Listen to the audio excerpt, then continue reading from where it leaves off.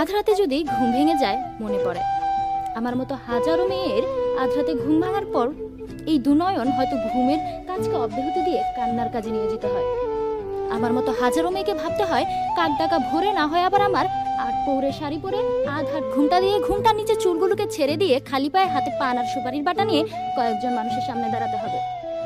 রূপে লক্ষ্মী গুণে সরস্বতী মেয়ে চাই, চুলগুলো লম্বা হতে হবে যেন সে চুলে পুরুষের সৌন্দর্যের সুপ্ত আকাঙ্ক্ষা মিটে যায় এবং প্রয়োজন হলে সে লম্বা চুলকেই মুষ্টিবদ্ধ করে ধরা যায়। আমাদের সমাজে এমন চিত্র অহরহ। সকালবেলা যখন আমার বইয়ের ব্যাগটি কাঁধে নিয়ে আমি বাসা থেকে বের হই, আমার বইয়ের ওজন কতটা সেটা আন্দাজ করতে না পারলেও আমার উপর চাপিয়ে দাও আমার পুরো পরিবারের সম্মানের ভার কতটা এটা আমাকে অবশ্যই ভাবতে হয়। বাসা থেকে বের হওয়ার আগেই আমাকে বলে দেওয়া হয় বাড়ির মেয়ে বাড়ির সম্মান রক্ষা করে রাস্তাঘাটে চলাফেরা করবে। সারাদিন আমি আমার বাড়ির সম্মানকে রক্ষা করে রাস্তাঘাটে চলি।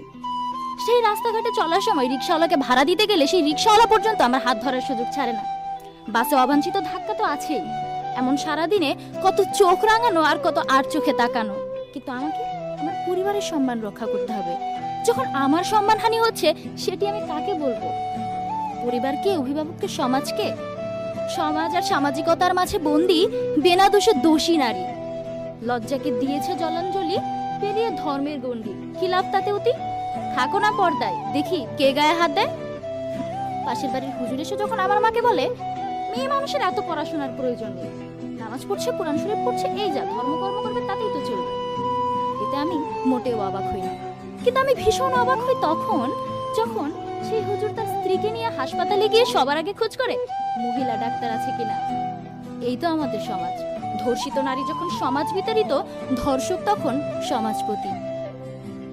গর্বিণী, আবেগী আর স্বাধীন চেতা তিনটি বিশেষণই বাঙালি নারীর ক্ষেত্রে মানানসই। আবেগ যেমন তাদের দ্রুত স্পর্শ করে, স্বাধীনতার প্রশ্নে তারা অনড়।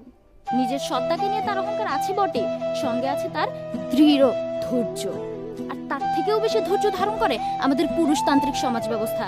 আমাদের চারপাশে এতগুলো দৃশ্যমান আর অদৃশ্যমান নায়ের দেওয়াল তৈরি করে দেয়, কোনোটিকে আমি ভাঙছি, কোনোটিকে আমি গুড়িয়ে যাচ্ছি, কোনোটিকে আমি এড়িয়ে যাচ্ছি, আর ক্লান্ত অবিশ্রান্ত হয়ে কোনোটির সামনে গিয়ে আমি হেরে যাচ্ছি।